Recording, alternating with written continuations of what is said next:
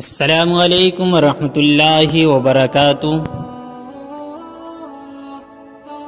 سورہ بقرہ کی آیت نمبر 127 اور 128 کا ترجمہ اور ان کی تفسیر آج کی ویڈیو میں بیان کریں گے۔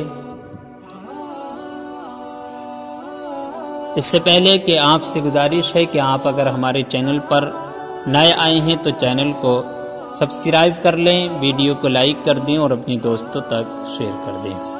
آئیے شروع کرتے ہیں۔ بسم اللہ الرحمن الرحیم۔ سورہ بقرہ کی آیت نمبر 127 میں اللہ تبارک و تعالی ارشاد فرماتا ہے، وَإِذْ يَرْفَعُ إِبْرَاهِيمُ الْقَوَاعِدَ مِنَ الْبَيْتِ وَإِسْمَاعِيلُ رَبَّنَا تَقَبَّلْ مِنَّا إِنَّكَ أَنْتَ السَّمِيعُ الْعَلِيمُ۔ ترجمہ: اور جب اٹھاتا تھا ابراہیم اس گھر کی نیویں اور اسماعیل یہ کہتے ہوئے کہ اے رب ہمارے ہم سے قبول فرما، بے شک تو ہی ہے سنتا اور جانتا۔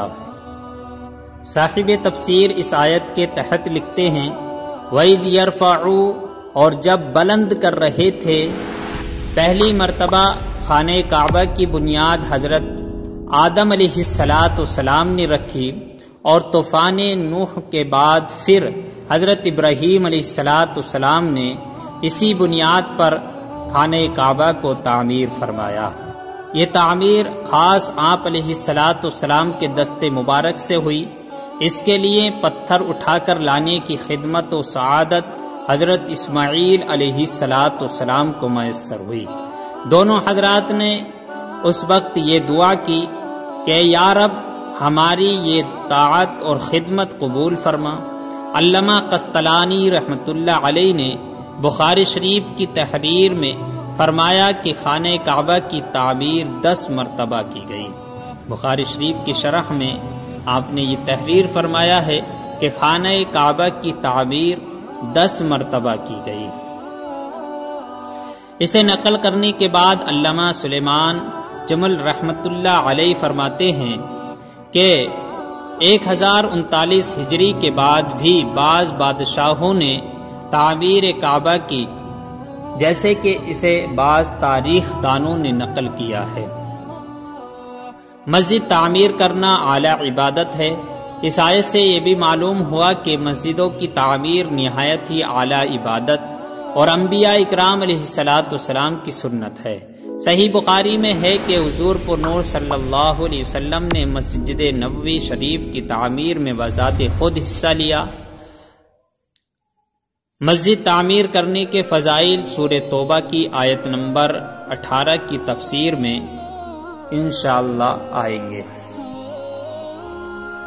سورہ بقرہ کی آیت نمبر 128 میں اللہ تعالی ارشاد فرماتا ہے، ربنا وجعلنا مسلمین لک ومن ذریتنا امۃ مسلمۃ لک وارنا مناسکنا وتب علینا انک انت التواب الرحیم۔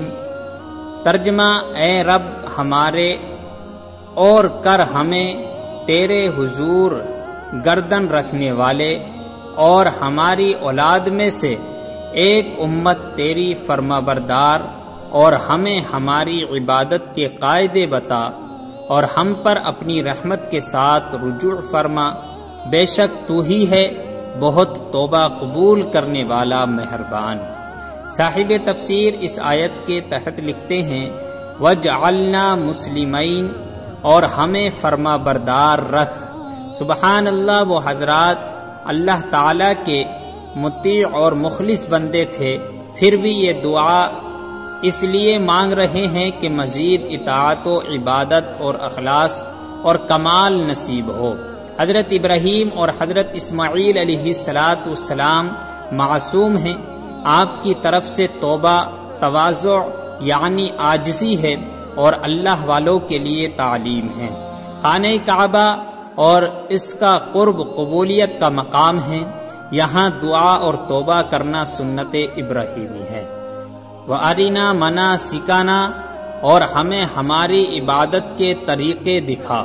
معلوم ہوا کہ عبادت کے طریقے سیکھنا حضرت ابراہیم علیہ السلام کی سنت ہے، اس کے لیے دعا بھی کرنی چاہیے اور کوشش بھی۔ بغیر طریقہ سیکھے عبادت کرنا اکثر عبادت کو برباد کرتا ہے۔ حضرت انس بن مالک رضی اللہ تعالی عنہ سے روایت ہے، نبی کریم صلی اللہ علیہ وسلم نے ارشاد فرمایا، ہر مسلمان پر علم سیکھنا فرض ہے۔ عبادت کا طریقہ اور مسائل سیکھنا بھی اسی میں داخل ہے۔